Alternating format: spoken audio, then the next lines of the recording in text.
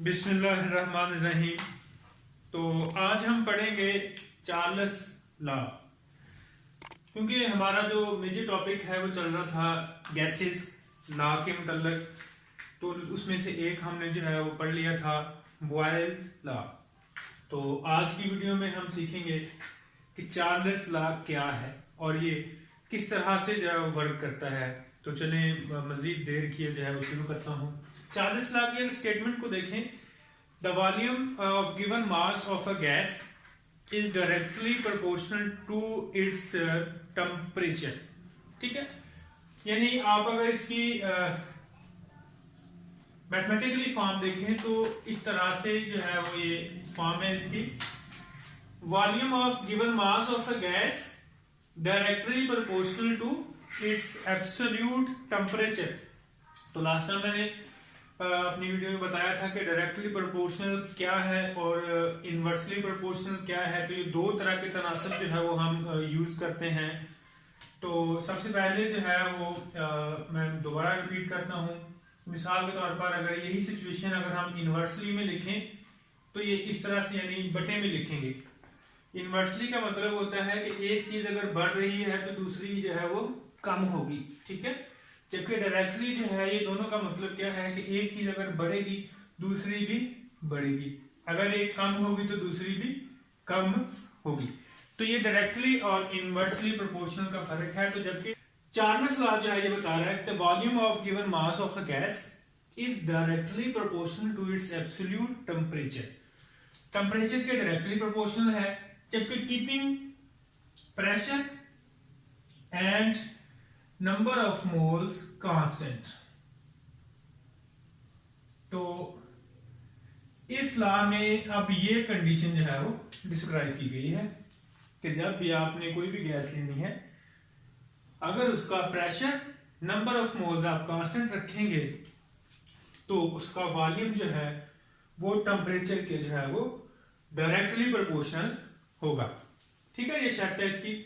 Volume of given mass of a gas is directly proportional to its temperature. अब हम इसको mathematically जो है वो सॉल्व कर लेते हैं।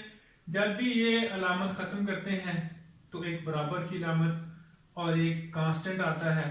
ठीक है, और इस तरह से हमारे पास ये रिलेशन बन गया है।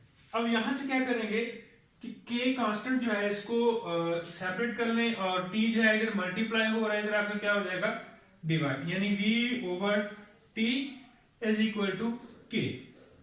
तो ये चार्ल्स लॉ की जो है मैथमेटिकली फॉर्म जो है हमारे पास बन गई। अब क्या है, यहां से इस रिलेशन से, जैसे हमने इस रिलेशन से चार्ल्स की स्टेटमेंट बनाई थी, अब इस रिलेशन से हम कांस्टेंट की डेफिनेशन भी कर सकते हैं।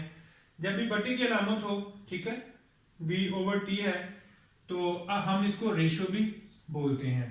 ठीक है, तो हम यहां से क्या करेंगे, the constant k is equal to the ratio of volume and absolute temperature. तो इसकी स्टेटमेंट भी आप यहां पे लिख सकते हैं इधर से देखकर कि constant is equal to the ratio of volume and temperature.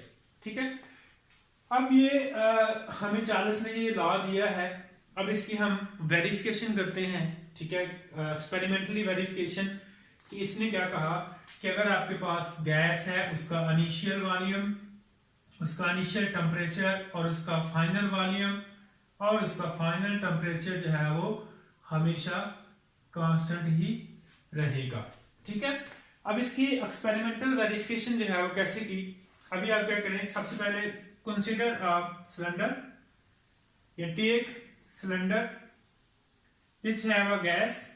उसमें क्या है, गैस है और जितने भी इसमें गैस के जो मॉलिक्यूल्स हैं, ठीक है, उनका एक स्पेसिफाइड जो है उन्होंने वॉल्यूम ऑक्यूपाई किया है। ठीक है, तो उसको नाम दे दिया V1 का। अब इस गैस का जो टेम्परेचर है उसको नाम दे दिया T1 का, यानी इनिशियल वॉल्यूम और इनिशियल टेम्परेचर। अब क्या किया, इस गैस को आपने टेम्परेचर देना जो है वो शुरू कर दिया।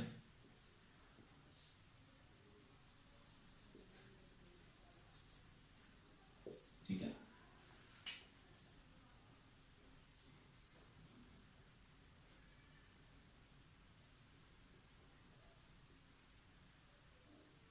अब इसको जो है वो जैसे ही टेम्परेचर देंगे तो हमें ये यहाँ से रिलेशन बता रहा है कि अगर टेम्परेचर बढ़ाएंगे, मिसाल के तौर पर इनिशियल टेम्परेचर जो था वो आपका था 25 डिग्री सेंटीग्रेड, ठीक है।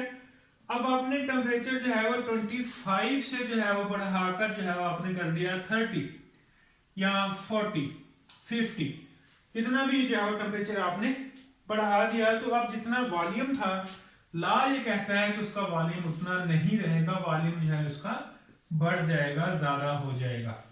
इट मीन कि वो टेम्परेचर जो पहले था वो टेम्परेचर भी नहीं रहा, तो वो T1 से हो जाएगा T2, और वॉल्यूम जो है वो वॉल्यूम भी नहीं रहा, वॉल्यूम भी बढ़ गया, तो वो V1 से हो जाएगा V2, ठीक है। तो इस तरह से ये एक्सपेरिमेंटल वेरिफिकेशन है। Hence Charles law is verified, यानी V1 T1 is equal to V2 over T2, sorry यहाँ पे T1 आएगा इज इक्वल टू कांस्टेंट, ठीक है। तो ये थी इसकी एक्सपेरिमेंटल वेरिफिकेशन। अब सारे लॉ को जो है मैं एक दफा रिपीट करता हूँ। स्टेटमेंट क्या थी? The volume of given mass of a gas is directly proportional to its absolute temperature keeping pressure and number of moles constant. अब मैथमेटिकली जो है इसको हमने ड्राइव किया, हमारे पास ये रिलेशन बना। के कांस्टेंट की डेफिनेशन क्या थी? के constant is equal to the ratio of volume and temperature. Experimental verification में क्या किया? Let us take a gas in a cylinder having temperature T1 and volume V1। After heating it, heating से हमें क्या पता चला कि जब टेम्परेचर जो है बढ़ेगा तो वॉल्यूम भी बढ़ेगा। After heating it temperature T1 become T2 and its volume V1 become V2. So hence so Charles law is verified, V1 over V2 is equal to V2 over T2 is equal to constant. तो ये था Charles law. Last time हमने Boyle's law जो है वो पढ़ा था।